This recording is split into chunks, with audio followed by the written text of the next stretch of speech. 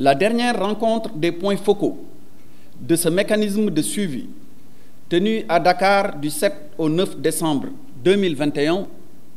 en prélude à la conférence d'aujourd'hui, est une illustration parfaite de cette vocation de la déclaration de Niamey à servir d'outil d'évaluation. Parce qu'il faut le dire, la déclaration est riche donc, de points qui ont pour ambition de prendre en charge correctement ce phénomène que nous connaissons depuis plusieurs décennies, mais à un moment, après mise en œuvre de plusieurs années, il faut s'arrêter, évaluer, apprécier pour se projeter sur les prochaines étapes. De plus, ces 6 piliers, déclinés à l'origine en 23 recommandations qui ont été reformulées en 21 par la conférence d'Abidjan de 2019, sont inclusifs et englobants car couvrant tous les aspects de la lutte. Mais force est de reconnaître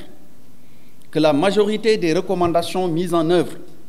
relèvent de la prise en charge du problème du trafic des migrants et de la traite des personnes comme criminalité transnationale organisée, nécessitant de la part des États une collaboration dynamique pour aboutir à des résultats significatifs. Vous l'avez ainsi rappelé, cher André, tout à l'heure, à propos, disons, revenant un peu sur le contenu de votre discours. D'ailleurs, au-delà des aspects juridiques et sécuritaires, il faut des actions qui portent sur le volet socio-économique et politique de la question. Je pense notamment à la promotion des possibilités de migration légale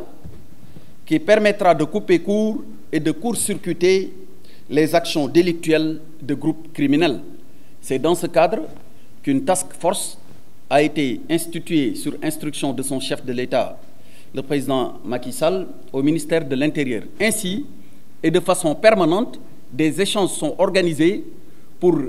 voir d'abord quels sont les besoins qui se font sentir de part et d'autre de nos différents États et pourvoir aux différents emplois demandés de l'autre côté. Et par la mise en œuvre de la migration circulaire, on peut surveiller, mais sûrement assurer la protection des personnes qui ont pour vocation d'aller travailler et de revenir en toute sécurité, mais dans le respect strict des droits de ces ressortissants de nos pays. À ce sujet, je voudrais rappeler que l'action 6 de la dite déclaration, intitulée « Protéger les migrants irréguliers et les victimes de traite » et l'action 7, intitulée « Assurer le développement durable et la promotion d'une économie alternative pour la maîtrise des flux migratoires » devraient être mieux prises en compte car elles constituent des actions incontournables dans nos stratégies de lutte contre ce phénomène.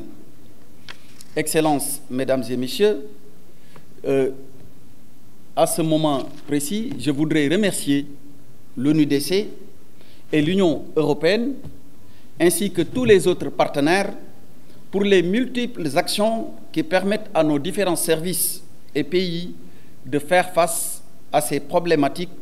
liées à la migration irrégulière et à la traite des personnes. Je voudrais enfin terminer mon propos en espérant vivement qu'au sortir de cette conférence, la coopération régionale entre les pays présents à cette rencontre se trouvera renforcée et des recommandations, je n'en doute point, pertinentes en seront issues. En souhaitant plein succès à vos travaux, je déclare ouverte la 3e conférence régionale des directeurs régionaux et hauts commandants des forces de sécurité intérieure et des fonctionnaires de la justice sur la lutte contre le trafic illicite de migrants et la traite des personnes. C'est sur ces mots que je vous remercie de votre bien aimable attention.